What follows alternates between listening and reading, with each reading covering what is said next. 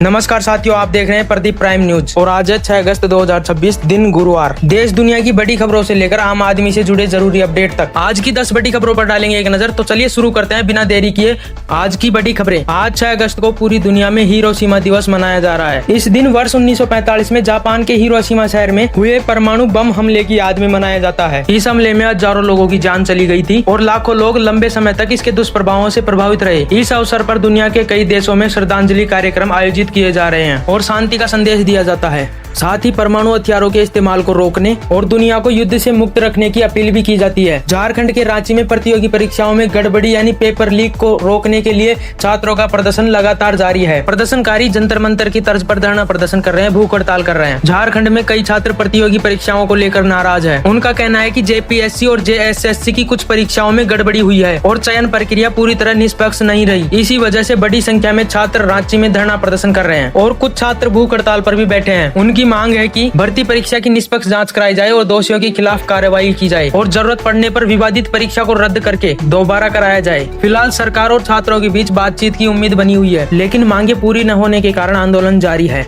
और इनमें से 7 स्टूडेंट भूख हड़ताल पर बैठे हुए हैं, हंगर स्ट्राइक पर बैठे हुए हैं। जैसा कि कुछ दिन पहले दिल्ली के जंतर मंतर पर सोनम वांगचुक जी भूख हड़ताल पर हंगर स्ट्राइक पर बैठे हुए थे, उसी तरह से एक छात्र ने तो अपनी मांगों के समर्थन में पानी पीना तक छोड़ दिया था, लेकिन सामाजिक कार्यकर्ता सोनम वांगचुक की अपील पर उसने पानी पीना शुरू कर दिया है। छात्रों का कहना है कि उनकी मांगे पूरी होने तक आंदोलन जारी रहेगा और सीजेपी फाउंडर यानी कॉकरोच जनता पार्टी के फाउंडर अभिजीत दीपके ने भी छात्रों से बातचीत की है और अपना पूर्ण समर्थन भी दिया है। वहीं प्रदर्शनकारियों ने 7 अगस्त को झारखंड विधानसभा का घेराव करने का भी ऐलान किया है। केंद्र सरकार जल्द ही परिसीमन पर चर्चा के लिए संसद का विशेष सत्र बुला सकती है, यानी लोकसभा और विधानसभा की सीटों के नए बंटवारे के लिए विशेष सत्र बुलाया जा सकता है। संसदीय कार्य मंत्री किरेन रिजिजू जी ने इस मुद्दे पर विपक्ष के नेता राहुल गांधी से भी मुलाकात की है। दूसरी ओर सुप्रीम कोर्ट में लंबित मामलों का बोझ कम करने के लिए जजों की संख्या बढ़ाने वाला विधेयक राज्यसभा में पास हो गया है। अब इस बिल को आगे की प्रक्रिया के लिए भेजा जाएगा। देश के कई राज्यों में लगातार बारिश से हालात बिगड़ गए हैं। उत्तर प्रदेश के बिजनौर में गंगा नदी का पानी बढ़ने से हाईवे पर पानी बहने लगा है,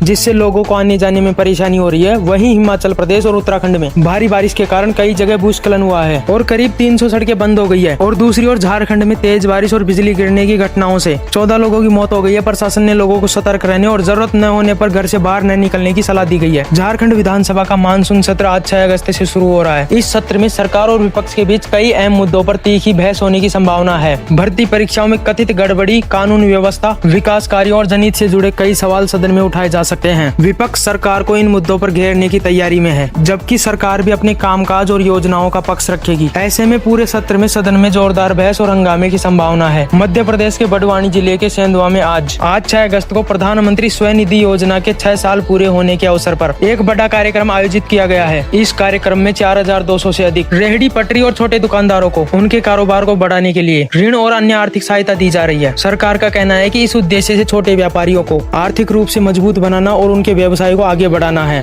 प्रधानमंत्री नरेंद्र मोदी के सोशल मीडिया पोस्ट और वीडियो को फेसबुक पर कुछ समय के लिए हटाए जाने के मामले ने विवाद का रूप ले लिया है। इस मामले को गंभीरता से लेते हुए केंद्र सरकार के इलेक्ट्रॉनिक और सूचना प्रौद्योगिकी मंत्रालय ने मेटा को यानी फेसबुक और इंस्टाग्राम की मूल कंपनी के वरिष्ठ अधिकारियों को 5 और 6 अगस्त को दिल्ली बुलाया है। सरकार कंपनी से यह जानना चाहती है कि प्रधानमंत्री के वेरीफाइड अकाउंट का कंटेंट क्यों हटाया गया, अकाउंट की सुरक्षा कैसे सुनिश्चित की जा रही है और कंटेंट मॉडरेशन और AI से जुड़े नियमों का पालन किस तरह से किया जा रहा है। मेटा के अधिकारियों से इस पूरे मामले का जवाब मांगा जा रहा है। प्रधानमंत्री नरेंद्र मोदी के द्वारा शुरू किया गया नशा मुक्ति अभियान के तहत आज 6 अगस्त से 10 करोड़ नशा मुक्ति संकल्प मेगा अभियान की शुरुआत हो रही है। यह अभियान 20 अगस्त 2026 तक चलेगा। इसके तहत देश भर के स्कूलों, कॉलेजों और युवा संगठनों के माध्यम से करोड़ों युवाओं को ऑनलाइन जोड़कर नशे से दूर रहने और नशा मुक्त भारत बनाने का संकल्प दिलाया जाएगा। भारत सरकार का उद्देश्य युवाओं में जागरूकता बढ़ाना और उन्हें नशे के दुष्प्रभावों से बचाने के लिए प्रेरित करना है। भारत सरकार ने LIC में अपनी कुल 6.5% की हिस्सेदारी बेचने का फैसला लिया है।